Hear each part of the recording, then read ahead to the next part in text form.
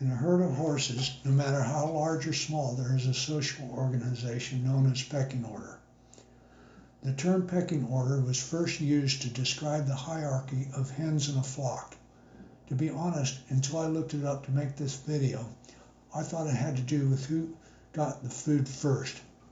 I thought the dominant animal was the first to eat, then the next, on down the chain.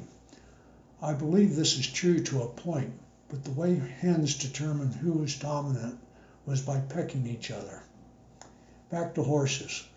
The rest of this talk is my opinion on herd organization. I have limited experience at watching this. I have watched only a small fraction of the number of horses in this world and can only speak to what I've seen. On a normal day, I let the horses out in the early mornings for their breakfast. They usually head out to where they like to graze the most. They travel in almost a line. It is almost always in the same order. The one leading the herd is usually what I perceive as number 3 in the pecking order. She is closely followed by number 2. Sometimes they are next to each other, but number 3 is slightly ahead. A little ways back is number 1. Back from her is number 4, then number 5. I really don't know what they're thinking, so take this with a grain of salt. I believe number 1 is purposely close to the center because it is a tactical movement and that is the safest place for protection from predators. The reason that I put them in this order of dominance is because of the order in which they eat when I do throw them hay. Number 1 always gets her choice of hay. Number 2 then gets next pick, and so on down the line. Now let's talk about my place in the herd. I really don't think they see me as part of the herd. This herd is together 24/7.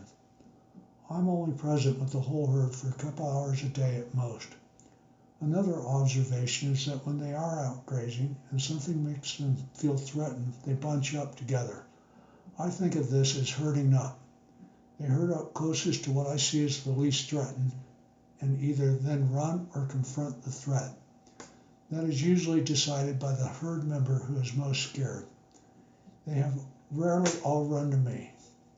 So what is my place to them? Another rabbit hole before we get to that. Modern domestic horses are the product of thousands of years of selective breeding. The horses that survived in domestic settings were the ones that exhibited the qualities that the human breeders were looking for. I know from raising cattle, the first bovines I get rid of are the ones that do not cooperate with me. This is the foundation of all domestic animals. Cooperation to accomplish the task they are bred to do. If I feel threatened of real bodily harm, that animal is gone, no questions. In my mind, I think my horses see me as the monkey. I know, humans are closer to apes than monkeys, but this is in my mind. The monkey who makes it uncomfortable if not cooperated with. This cooperation is obtained using the principles we're discussing.